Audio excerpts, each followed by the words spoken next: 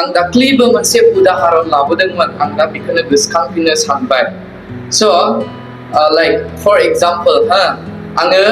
बबेबा मोनसे गोजान जायगायाव थांदों सासे लोगोजों आंजों ओमफ्रायहाय बिराद खोमसि जाबाय दरसि खोमसि जाबाय ओमफ्राय आंनियाव जेबो लाइट गैया जोंनियाव जेबो लाइट गैया दाने जोङो लामाखौ आन्दायबाय बे समावहाय जोङो गोजान जायगायाव मोनसे फिसा लाइट नुहरबाय अब्ला बे लाइटआ जोङोहाय गोजोननाय सान्थिखौ होगोन ना होआ बे लाइटखौ नुनानै जोङो बे लाइटखौ जोङो फल' खालामगोन थिक फल' खालामनायनि गेजेरजों जोङो बे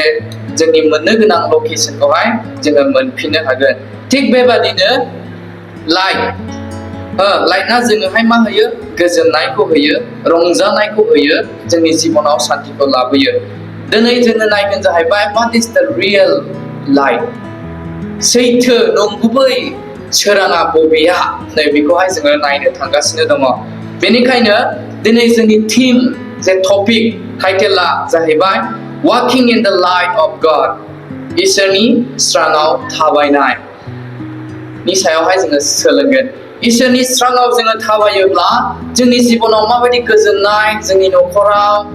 जोंनि लाइफआव माबायदि रंजानाय सान्थिया फैयो नै बेनि सोमोन्दैहाय जोङो सोलोंगोन स' जोङो जेब्ला इसोरनि स्राङाव थाबायगोन इसोरनि स्राङाव जेब्ला जोङो थाबायगोन अब्ला जों इसोरजों फेल'शिप इसोरजों लोगो लाज्लायनाय जायो आरो बेजों लोगोसे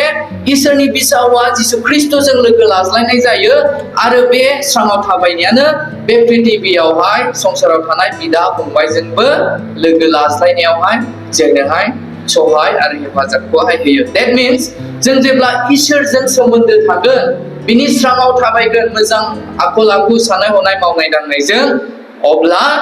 जोंनि बे पृथिबियाव थानाय बाय बाहागि बिदा फंबाय संसारनि मानसिजोंबो जों मा खालामनो हायो फेल'शिप जोङो लोगो लाज्लायनो हायो अनज्लायनो हायो जों बिनि सोमोन्दै जों सोलोंनि अब्ला नोंसोरो आंजों लोगोसे नोंसिनि बाइबेलखौ बेखेवदो 1 John chapter 1 verses 5 through 10 एजहन से बाला बानिफ्राय जिसानिसिम आङो NKJV भार्जनावहाय आं फरायनाय जागोन आं इंग्लिशाव फरायगोन जिसुनि मुङै फरायनि This is the message which we have heard from him and declared to you बेनो खौराङा आङो बर' बुंनि बेनो खौराङा जायखौ जोङो जिसु ख्रिस्ट'निफ्राय सोलोंबाय आरो बेखौ नोंसोरनो जोङो डिक्लेयार खालामो मिथिहोयो that God is light इसोरा स्रां and him it's no darkness at all बिनियाव मा गैयानो खोमसि गैया If we say that we have fellowship with him जेब्ला जोङो बुङो बिजोंहाय जोङो लोगो लाज्लायो but we don't walk in darkness नाथाय जोङो स्राङावहाय जोङो खोमसियाव जोङो थाबायोब्ला we lie जोङो गावखौनो नंखाय बुंग्रा खालामो do not practice the truth जोङो सैथोआवहाय जोङो माब्लाबाबो थाबाया but नाथाय if we walk in the light नाथाय जों जेब्ला स्राङाव थाबायो as he is in the light जोंनि इसोरा स्रां we have fellowship with one another आरो जोङो गावजों गाव जोङो सोमोन्दो लाज्लायो and the blood of Jesus Christ आरो जिसु ख्रिस्ट'नि थैया and his son आरो बिफा इसोरनि फिसाज्लानि गेजेरजों cleanse us from all sin जोंनि गासै पापफोरखौ सुस्रायो 8 आवहाय if we say that we have no sin जोङो जेब्ला जों गावखौ बुंना लायो जोंनियाव पाप गैया we deceive ourselves जोङो गावखौनो थगायना लायो नंखाय बुंग्रा जोङो खालामना लायो and the truth is not in us सैथोआ जोंनियाव गैया 9 if we confess our sin जेब्ला जोङो गावखौनो सिमान लायो he is faithful बियो सैथो नंथारगौ and just to forgive us our sin आरो जोंनि पापफोरखौ सुस्रायो निमाहा होयो and to clean us from all unrighteousness आरो जोंखौ अधर्मनिफ्राय जोंखौ सुस्राङो if we say that we have not sinned जेब्ला जोङो गावखौहाय पाप खालामाखै होननानै बुङोब्ला we make him जोङो बिखौ we make him a liar जोङो बिखौ नंखाय बुंग्रा खालामो and his word is not in us आरो बिनि बाथ्राया जोंनियाव गैया जिसुनि मुङै आमेन बेनिफ्राय जोङो जेब्ला बेखौ सोर लिरनामोन आरो बेनि बेकग्राउन्डआ मा फार्स्ट जननि बेकग्राउन्डआ मा बेनि सोमोन्दै जोङो गुसुङै सोलोंनि स' बे फार्स्ट जन बे लेटारखौहाय जिसु ख्रिस्ट'नि सोलोंसा एपस्टल जन जहना लिरनाय बे लाइजामखौहाय सोरनो लिरदोंमोन होनना बुङोब्ला ख्रिस्टियान बिलिभार्स फोथायारिफोरनोहाय मानोना ख्रिस्टियान बिलिभार्सफोरा जायफ्रा जिसु ख्रिस्ट'खौ आंनि जिउनि बासायगिरि होनना नाजावखाबाय बिसोरो माखासे बिथिङावहाय मिसआन्डारस्टेन्डिं नै बे बुजिनाया गैयामोन बेखौ क्लियार बुजिहोनो थाखाय जिसु ख्रिस्ट'नि सोलोंसा जहना लिरदोंमोन जाहैबाय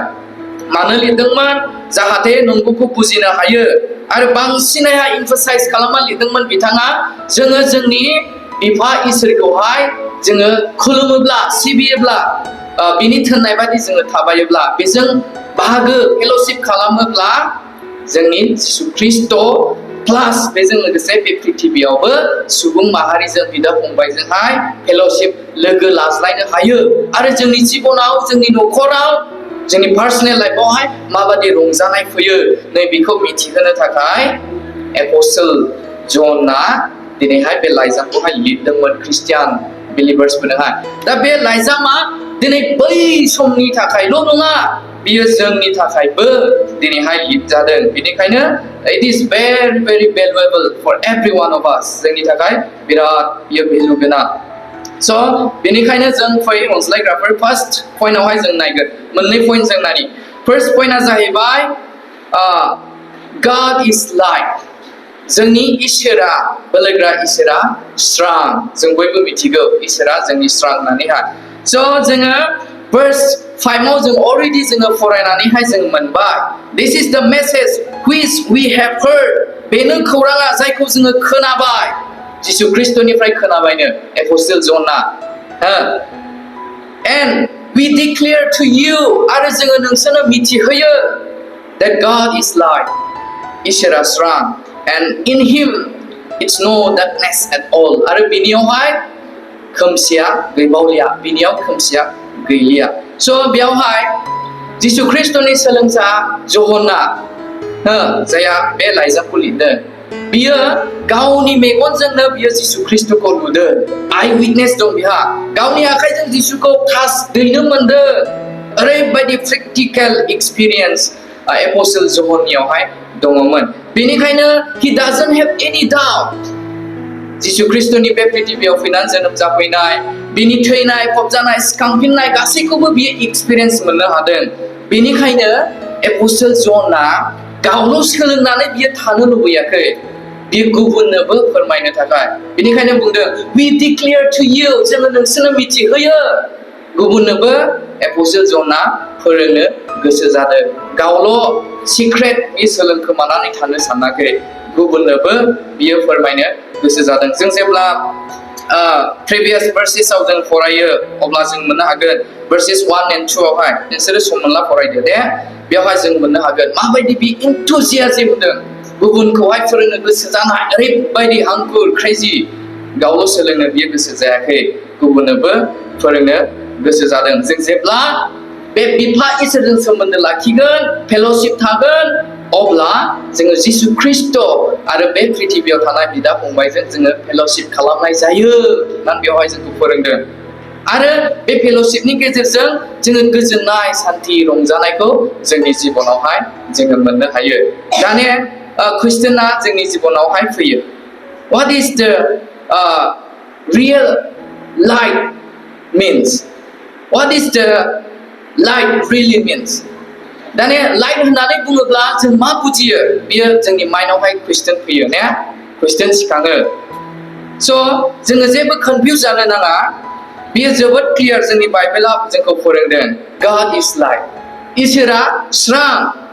in him it's no darkness at all बिनियाव खोमसि गैया माने स्रां माने होली गोथार जोंनि ख्रिस्टियान पर्सपेक्टिभआवहाय दे जों जेब्ला ख्रिस्टियान बिथिङाव जों नायो अब्ला लाइट माने हलिखौ बुंदों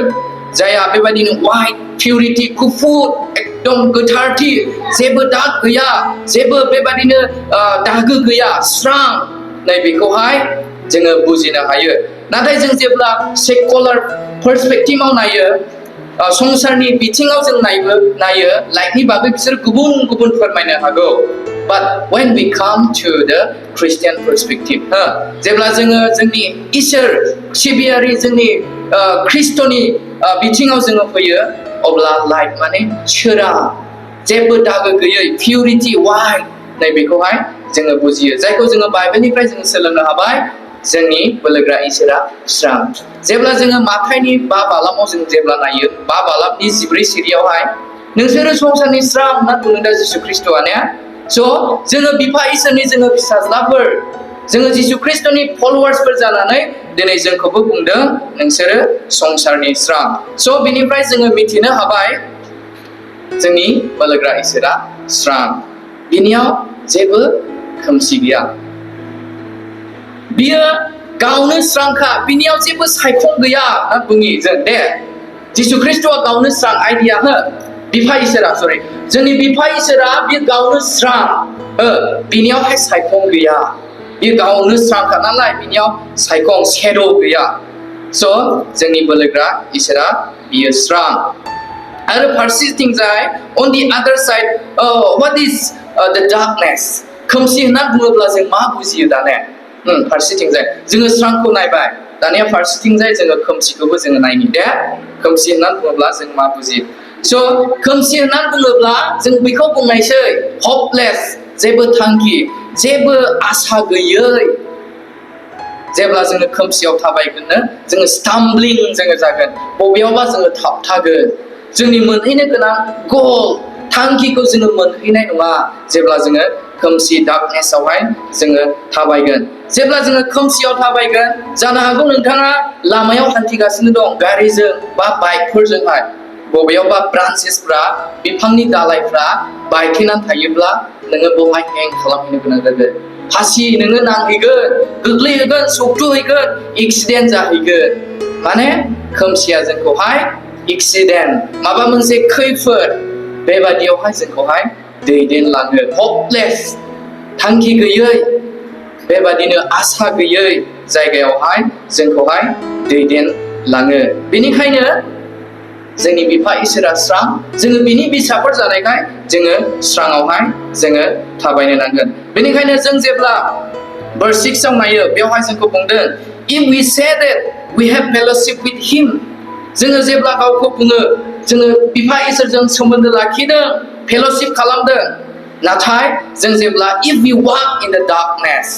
नाथाय जों जेब्ला खोमसियाव थाबायगोन we lie जोङो नंखाय बुंग्रानो and do not practice the truth आरो जोङो सैथोखौ जोङो मावा जों गावखौहाय बुंनानै लायोब्ला आङो इसोरखौ बाख्नायदों सिबिदों खुलुमदों नाथाय फारसेथिंजाय नों मा खालामदों खोमसियाव नोङो थाबायदों खोमसिनि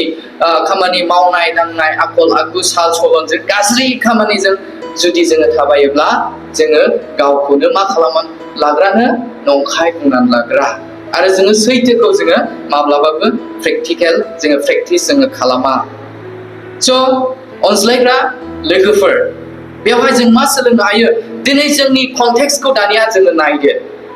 जोंनि जिबनखौहाय एग्जामाइन खालामना नायदो आं दिनै स्राङावहाय थाबायनो रोंदों ना रोङाखै गोबां मानसियानो मा खालामो गुबुनफोरनि सिगाङावहाय ओरैबायदि मोजां दिन्थिनायसै गुबुनफोरनि सिगाङावहाय हाइडिंलि मा खालामखोमानायसै गाज्रि खामानिफोरखौहाय मावनायखौहाय जों नुनो मोनो दा ने सोरबा सासे पजिशन गिदिर मानसिनि सिगाङावहाय मोजां मोजां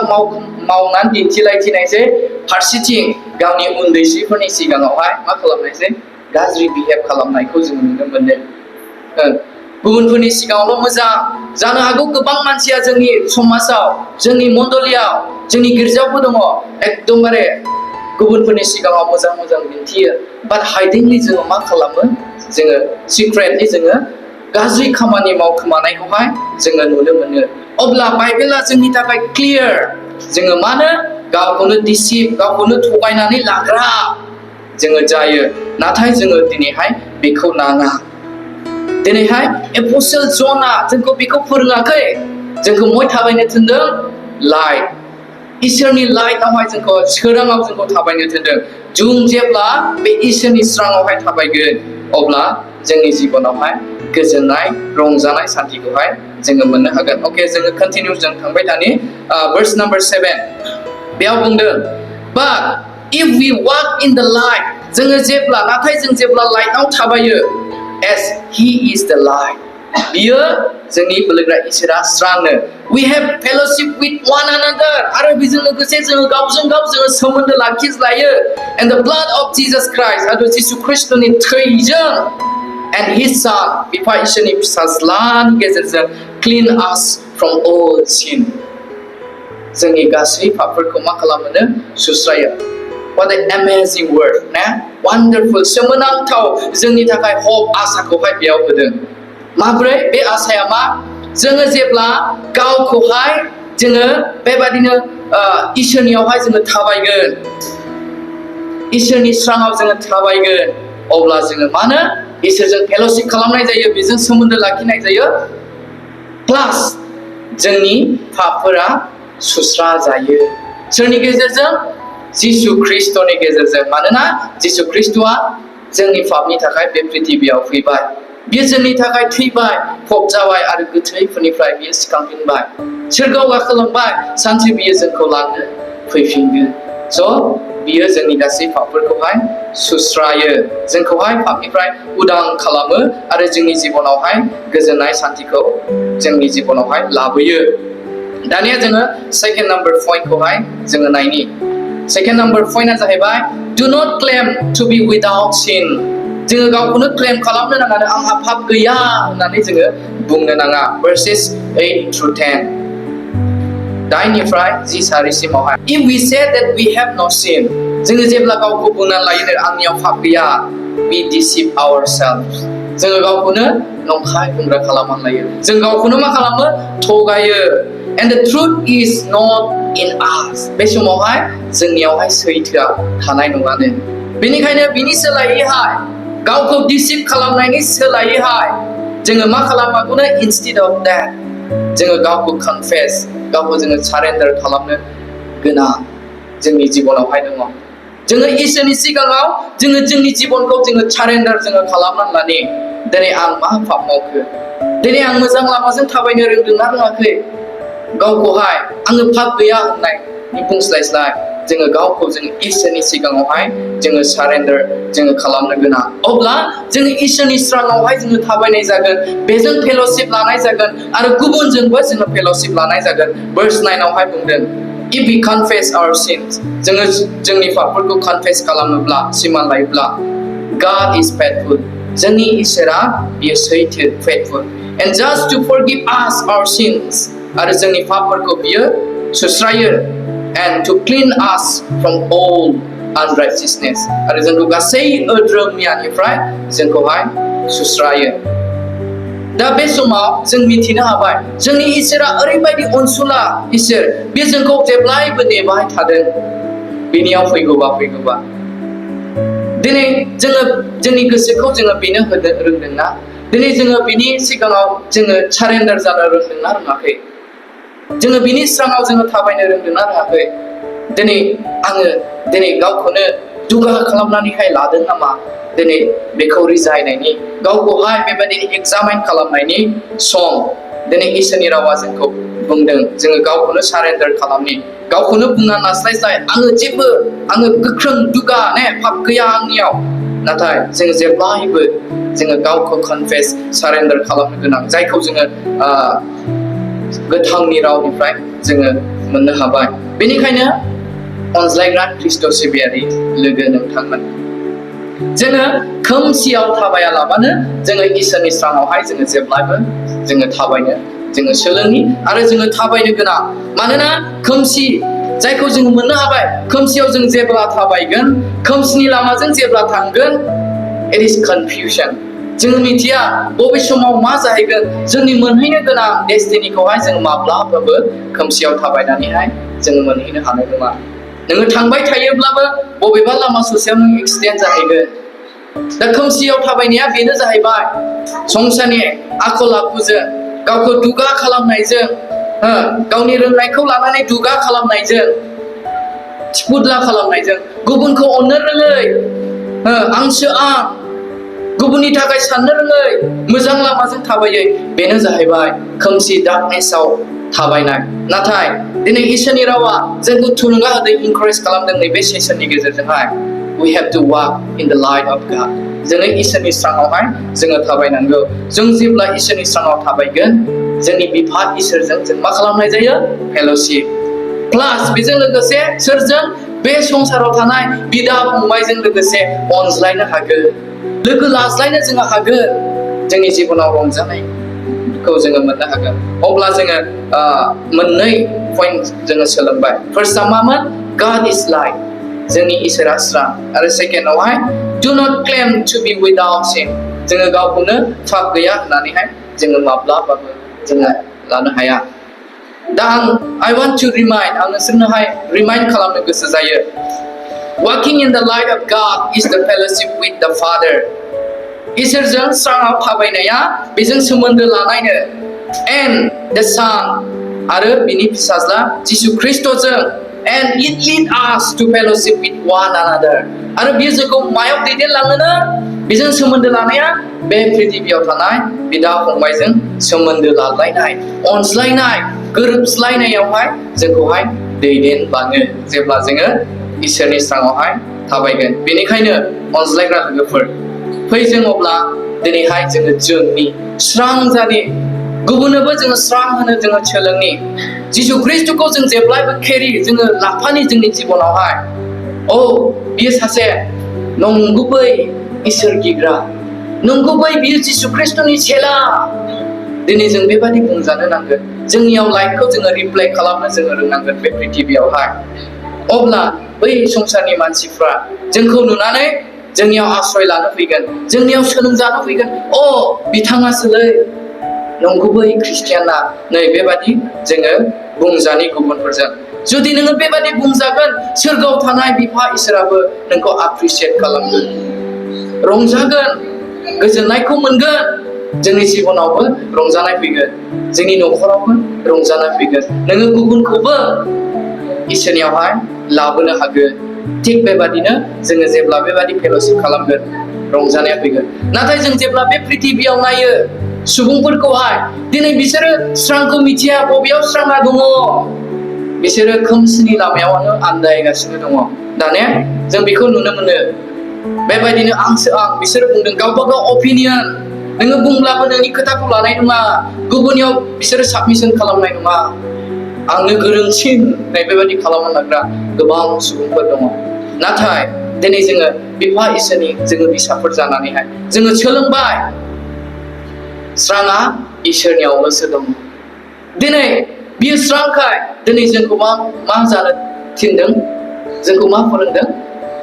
You are the light of the world जोंबो बे संसारनि स्रां बेनिखायनो दिनैनि इसोरनि बाइबलआ जोंखौ फोरोंबाय जोङो बे बोलोग्रा इसोरजों जोङो फेल'शिप लानो गोनां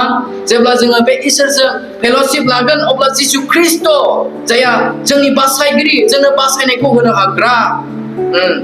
जों बेजों फेल'शिप लानाय जागोन आरो जों गावजों गाव